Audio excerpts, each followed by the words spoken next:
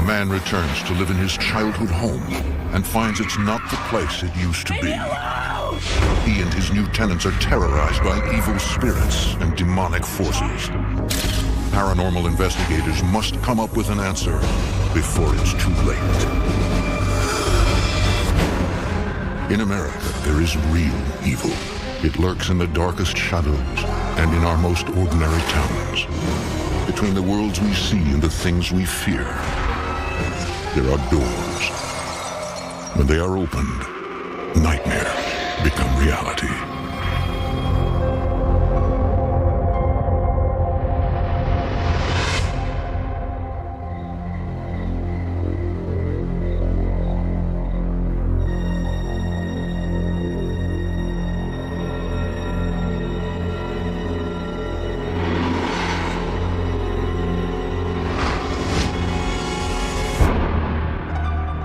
Mark Corvo is no ordinary child.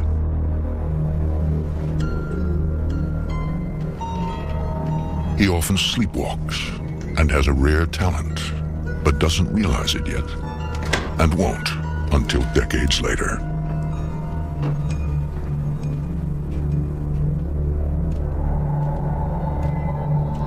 Mark is an empath,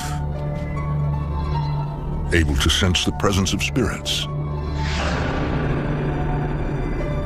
He experiences vivid dreams. But are they all too real? Mark, are you down there? I'm here, Mom.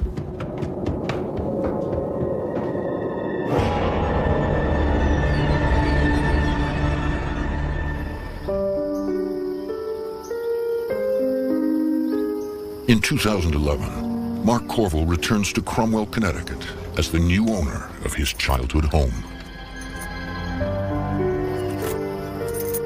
In spite of his sleepwalking, which stopped as he grew older, Mark retains fond memories of his youth and family life in the 18th century house.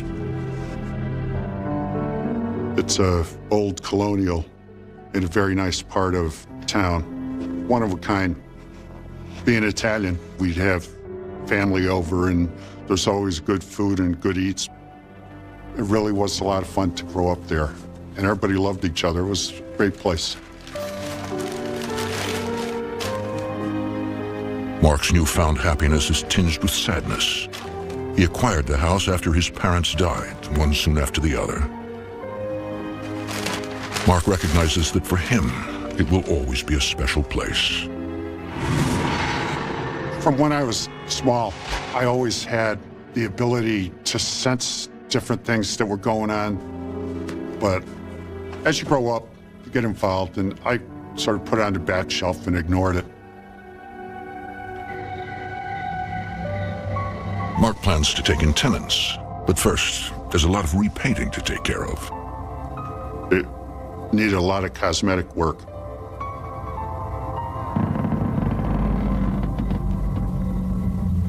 The house is old, and it does have a tendency to creak and moan. I thought I heard footsteps. It was startling. I thought maybe somebody was playing a joke on me. There was nobody there.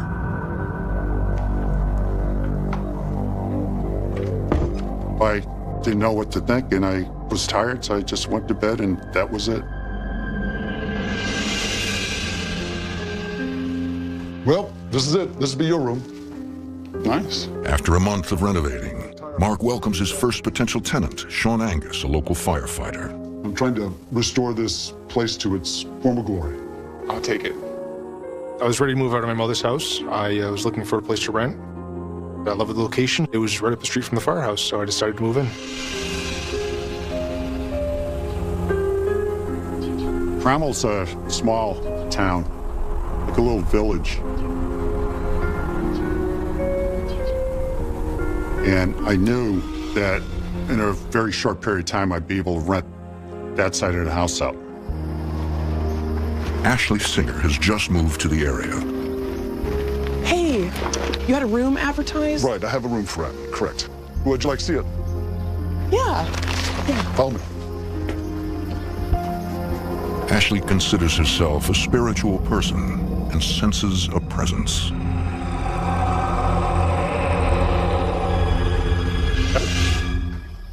This way.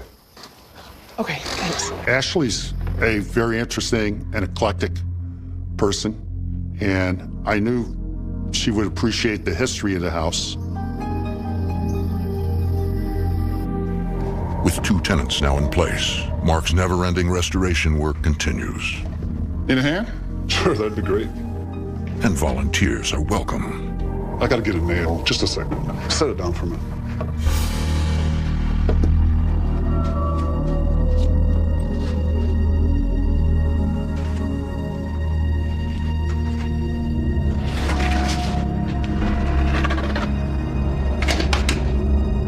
That's an old well. It's been there forever. I bet. Yeah, how deep do you suppose it goes? It's deep. The well was built at the time of the house in 1741 and was long abandoned before Mark grew up here. He's rarely given it a second thought since he was a child.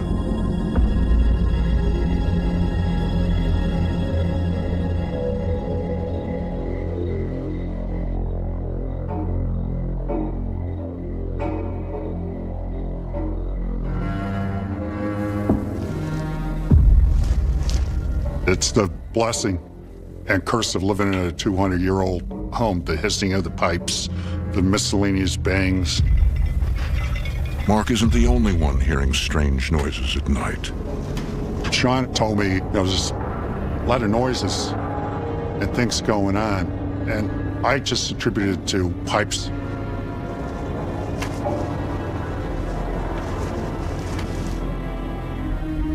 He understood and eventually got used to it. Ashley believes there could be another reason for those strange noises. She senses the house is haunted and studies the spiritual world.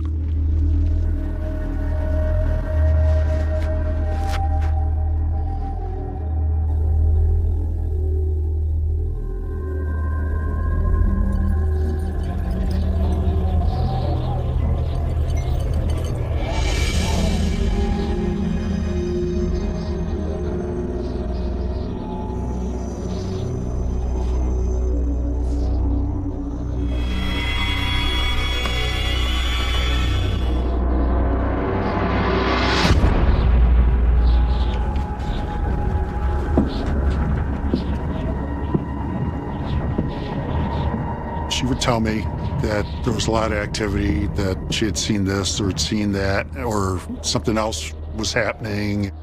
I didn't minimize it, but I didn't really give it the full credence that I probably should have.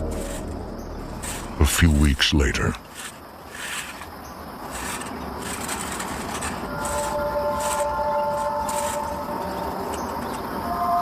And I smelled smoke.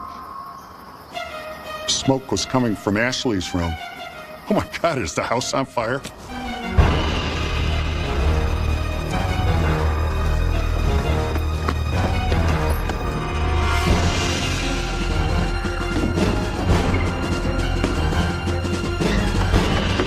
Ashley, are you in there?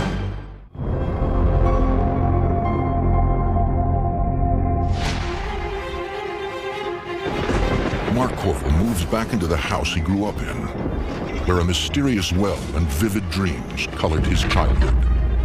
Recently, he's encountered unexplained events and strange noises.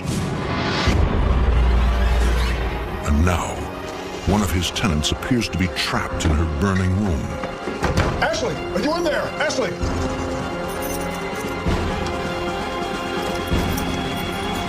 Ashley! We gotta get out of here.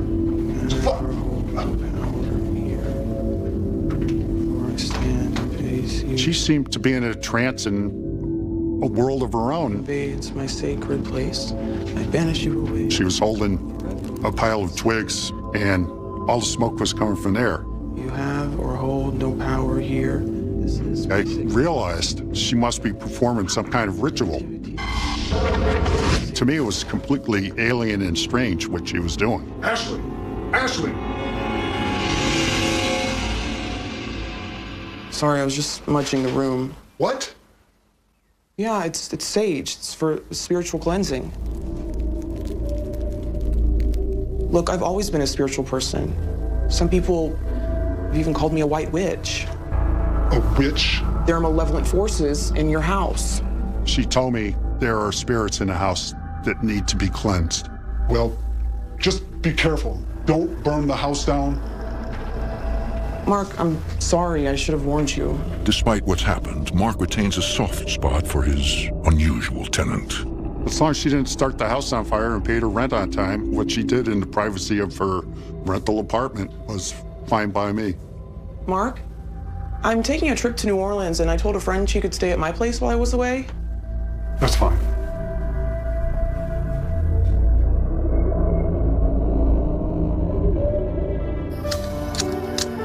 A few days later, You must be... Phaedra, Ashley's friend. Let me take that for you. Oh, thank you. This way.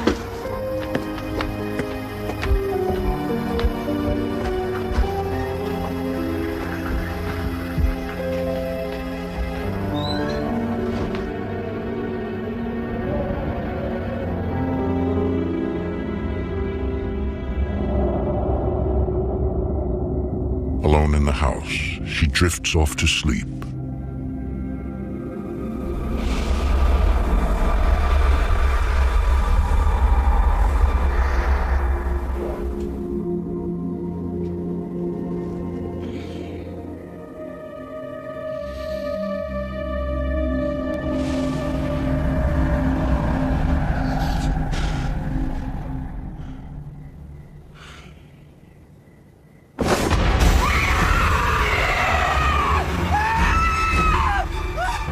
Terrified, she flees the home in search of safety. But she returns one last time to confront Mark. I don't know what kind of scam you've got going. Sorry, I don't know what... Save it. I'm out of here. Tell Ash I'm not sticking around. And that was the end of Phaedra. Last I saw of her. Now my antennas are up. I'm starting to get alarmed at what's going on. When you rent a house out, your uppermost thought in your mind is that everybody is safe and protected. The way she ran out of that house was just very, very strange and alarming. Mark's tenant Ashley, who claims she's a white witch, returns from her trip to New Orleans with some new friends. I could tell she seemed different. You okay? Fine. She seemed a little darker than she had been when she left. She was my tenant, and I respected her right to have guests, but I just didn't feel right about them being in the house. Ashley's friends are originally from Haiti. Mark has no idea that they are in the attic, practicing the witchcraft of their homeland. All right, quit it. It's time to start. They're performing a voodoo ritual to try and make contact with the spirits Ashley believes are in the house. Yahweh, Yahweh, Anase, Yahweh, Yahweh, Anase, Yahweh, Yahweh, Yahweh. As Ashley grows more intense, she gives Mark an ominous warning. They had blessed the house with voodoo, and if I ever sold the house and ever left the family, I would die. Ashley. She was very nervous and easily spooked. We need you inside for the next part. Fine.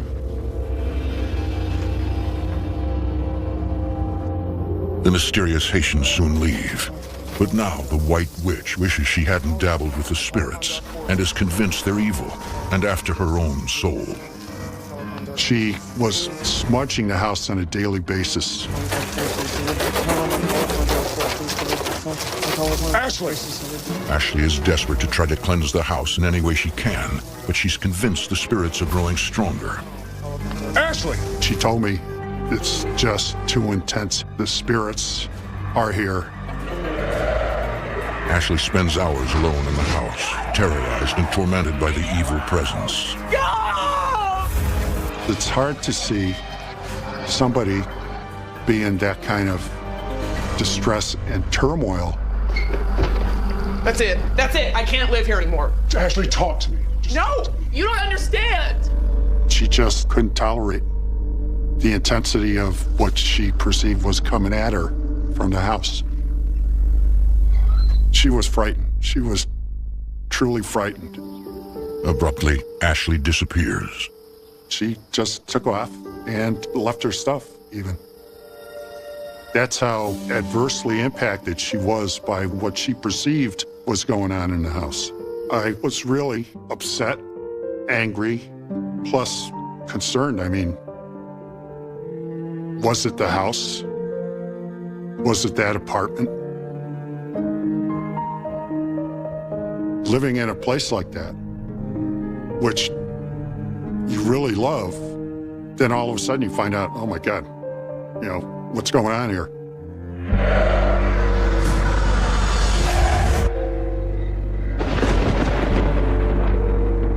With Ashley gone, only Sean and his new girlfriend Jessica remain in the house with Mark.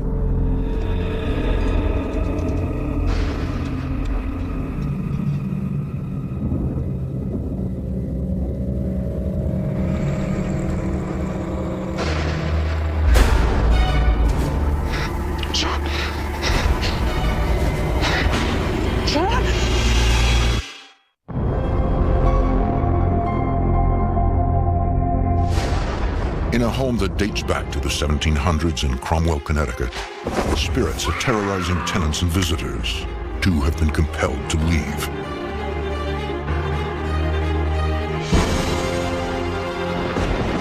Now Jessica, the girlfriend of Sean Angus, has become the target of something menacing. Sean, wake up! Sean, wake up! Sean!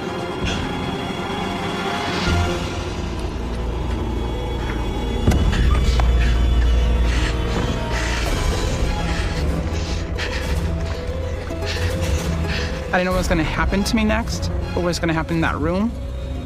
I was terrified.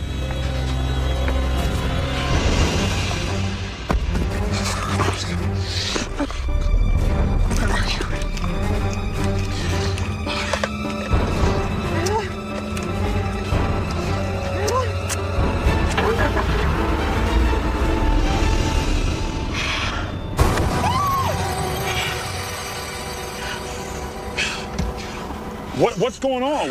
What the hell? There was this thing, and it was coming. It was coming out of the bed, and there was this thing like a white sheet. It was over the bed, and it was. You're dreaming. No, I wasn't. I tried to wake you, and you wouldn't wake up. Well, just come inside. She kept saying repeatedly, "I have to get out of here. I have to get out of here."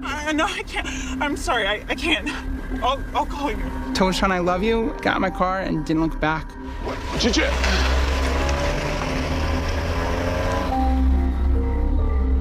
The next day, I told Sean I can never stay in the house ever again.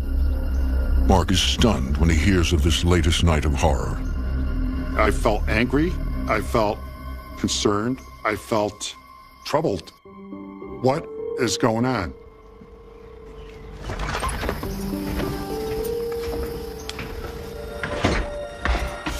Gonna miss you guys. Wish there was another way. Sean said, listen, I have to find some place else to live. Jessica's not really comfortable here given the experience that she had. He was quite surprised that we needed to move out, but wasn't surprised that we actually saw something. It's almost like he knew there was something in the house.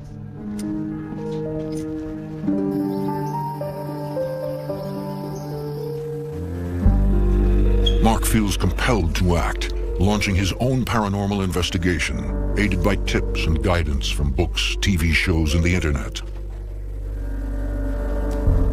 I've always been a person of action. I didn't want to have new tenants come in if there was going to be some situation. I developed a plan based on EVPs, or electronic voice phenomena.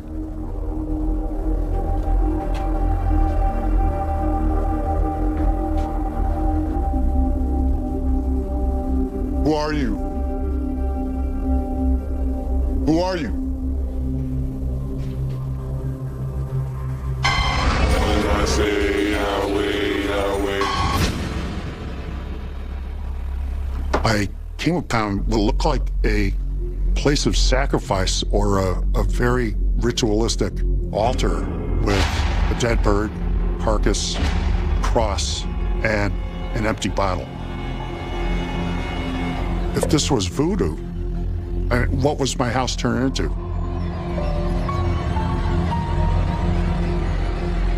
Day and night, Mark wanders his home in the hope of making contact with the spirits that have brought so much misery and fear. Who are you? Why are you here? What do you want?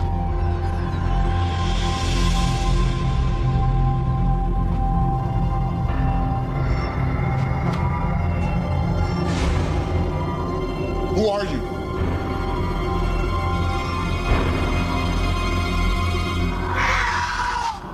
That for me was the moment where I realized that my house was haunted.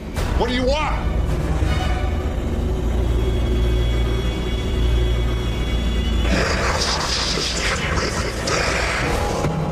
I knew that I was in serious trouble.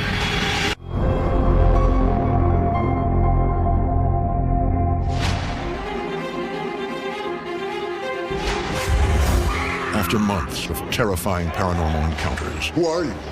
Why are you here? Mark Corvo has managed to capture EVP recordings of the voices of spirits in his 270-year-old home. But now, an evil presence has made itself known and issued a direct threat to his life. I knew now I needed some help, professional help. Mark contacts Goners, the Ghosts of New England Research Society. Goners, this is Kurt Knapp. Kurt is a former police officer who's been a paranormal investigator for more than 2 decades. When Mark Corvo first called me, he sounded kind of stressed out about the situation he was facing. Well, how long have you been living in the house? Goners' primary mission is to determine, first of all, if a haunting is genuine, and if it is, to determine how we can best help the people in the house. Thank you, Mr. Corvo.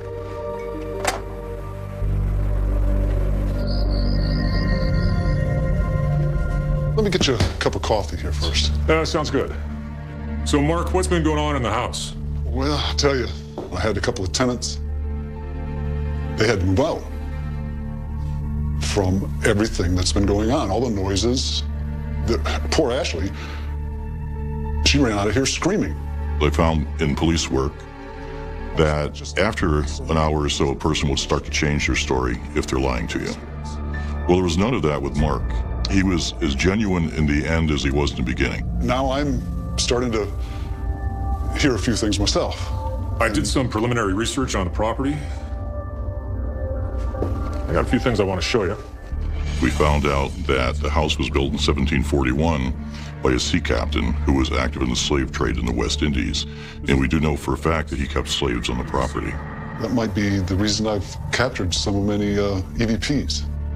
You have EVPs? Yeah, I've got some recordings. I'd love to hear them.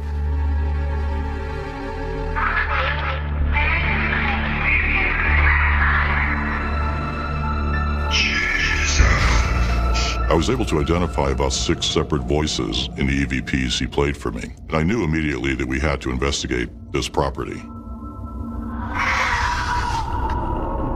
Where did you record these? Throughout the house. It put an end to any speculation on my part that I was either seeing things or hearing things.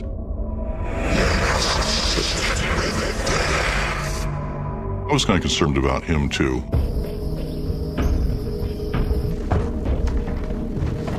Kurt Knapp and his paranormal investigation team arrive, armed with an array of high-tech ghost hunting equipment. Actually, there's a lot of EVP activity around here, so make sure the recorders are set to go, please. On the investigation, I decided to bring Karen Hollis, our resident psychic. I was immediately struck by how heavy the energy was in the home. Melanie, who's in charge of evidence evaluation. And also Pat Murphy, who acts as case manager. During an EVP session, we put people on all floors of the house because as you're asking questions, you may get a response on another floor.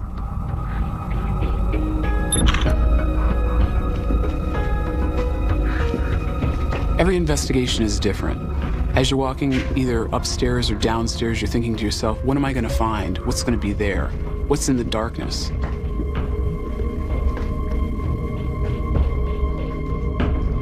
Say your name.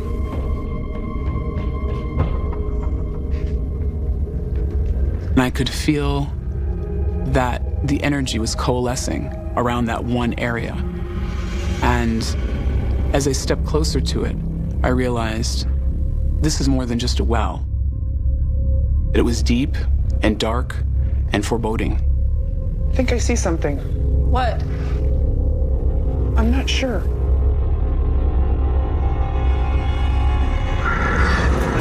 Something hit me in the chest. This dark energy, and it was overwhelming.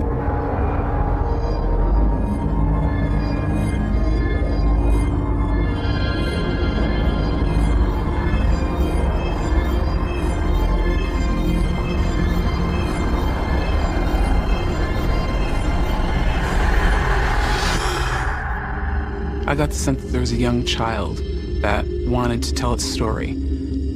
I felt her slip into my body. And I felt her touch my hair to see if it was her hair or mine. And then, with the sweetness of a child, she touched my cheek. I could feel her as trying to fill out my hands and my body, and having a sense of wonder. And then her voice came out. Becky. Where's Mama?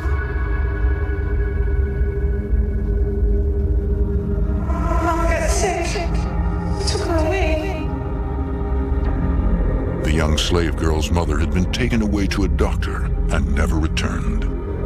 She just was very desperate to know where her sick mother had gone.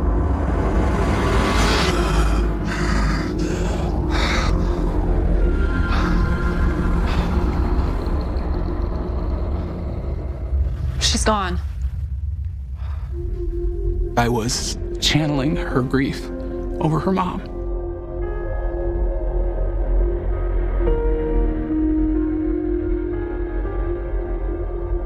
Imagine waiting centuries and never knowing if she'd return. What a horrible thing for a child to have to do. This well. This is no ordinary well. This is a portal. A portal is a door, a dimensional door. I could sense that this portal was where many spirits were coming and going, both good and bad. Is someone here? Meanwhile, Kurt and Patrick, unaware of what's happening in the cellar, are 3 stories above, exploring the attic. Yeah, these are voodoo symbols.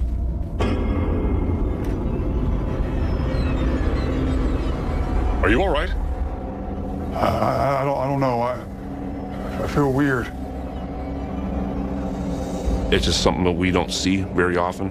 It felt evil. It didn't feel right. Kurt.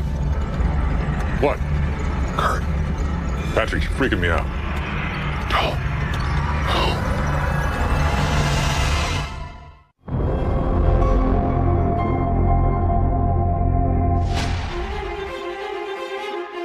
A nearly 300-year-old house in Cromwell, Connecticut, has become a place of terror. A paranormal investigation team that includes a medium is starting to encounter a range of spirits. In the attic, case manager Pat Murphy believes lead investigator Kurt Knapp is in imminent danger. Kurt. What? Kurt. When I saw Pat's face, he's more of a tech guy than a spiritual guy. So for him to be alarmed about something is really unusual. It was scary. My heart was racing. We finally realized that there's something very evil here, very dark.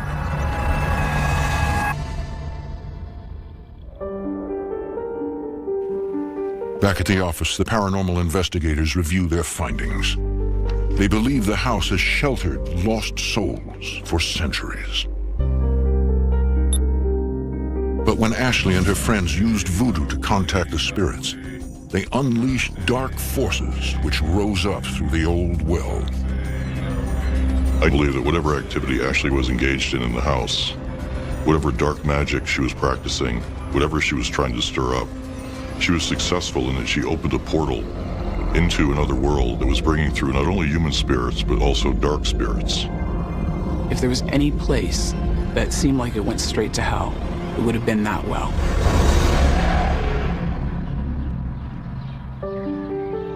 Kurt and Karen arrive to present their findings to Mark, but they also have news that will change his life forever. Haven't you ever wondered why you were able to record so many voices from the afterlife?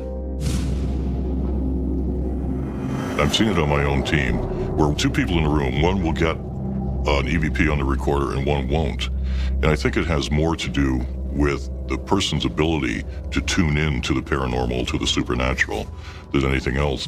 What you have is a gift. I know. I have it too. Mark is an empath, able to connect with the spirit world, and suddenly, a lot of strange experiences make some kind of sense. The more I talk with Karen, the more light she shed on past episodes of my life. There were signs early on that I had a spiritual sense. I used to sleepwalk quite a bit. My parents were always terrified for me. But there's a price to be paid for having such a rare ability.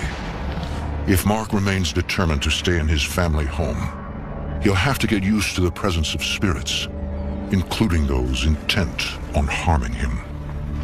I explained to Mark that psychically open people need to learn how to control that which they know is around them, but perhaps isn't good for them.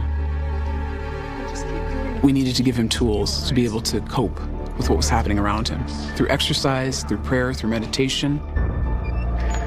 It sort of put everything into context, and I had a better understanding of what was going on and what my role was. Take care. Call me if you need to, okay? Many questions remain unanswered, but one thing is known. The spirits are still inside.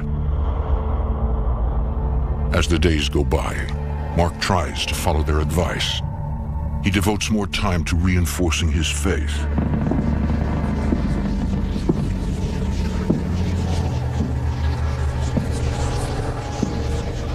Don't antagonize, Mark. Don't engage.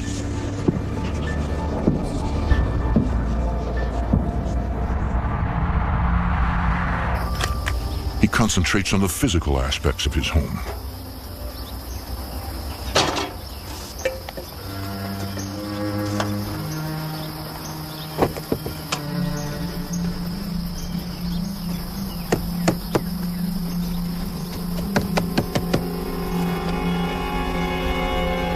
Mark senses he's not alone. I felt a very evil presence.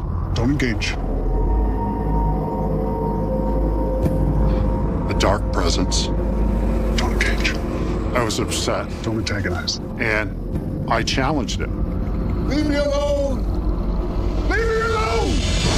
Whatever was in the house had consumed a lot of my life. Taken a lot of my time. Added a lot of stress and negativity. I was fed up. That was it. It was war for me. The battle was on. My house! My house! No! No! No! No! I felt a push.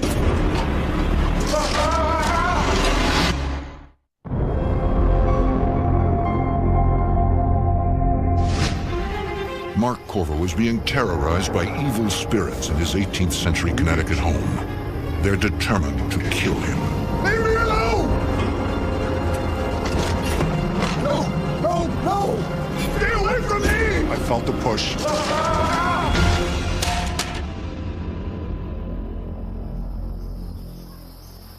I was surprised I was alive.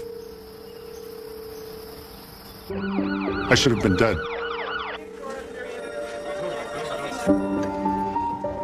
Doctors told me that I had broken my back.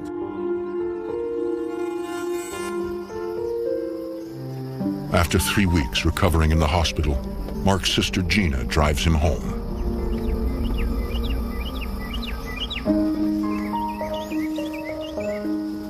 Well, you're home.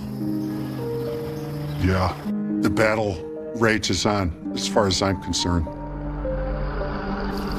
Medium Karen Hollis realizes that letting his anger take control had been Mark's downfall. I think Mark came to understand that what he was doing was making the situation worse, and that what he needed to do was to focus on the positive through prayer, through meditation, and through exercise, so that he could go on and free himself from what had been happening in his own home. Sure you're gonna be okay? I'll be good. I'll be all right.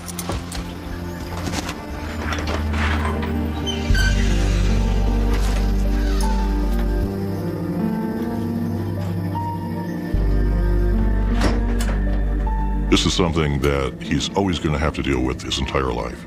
Being an empath is not something you can entirely shut off. But he has the tools now to learn how to live with it. He knows not to be a victim of it. He knows how to push away the spirits, how to say, not today. I'm not going to deal with this today. No matter where he goes or where he lives, he'll always be open to spiritual happenings. Be devoted to one another in love. Honor one another above yourself. Over time, Mark has learned how to stop the spirits from ruining his life. Cling to what is good. Hate what is evil.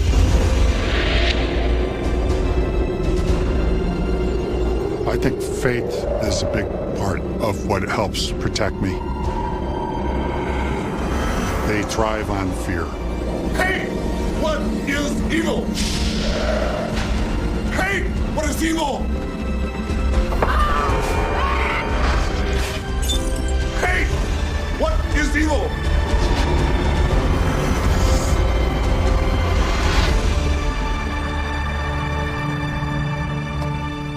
What seems to keep them at bay is forgiveness and love.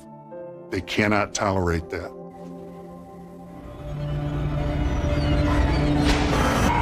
My experiences with these spirits or entities gave me an appreciation for how powerful they can be and the damage that they can inflict.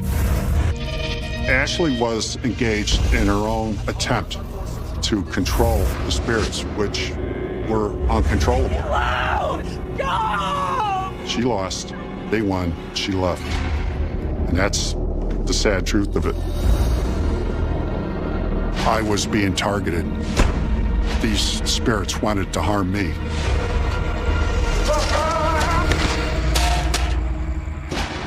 Peace is returned to Mark's home, although he knows that at any time, the battles with the spirits may begin again. I made a very important decision.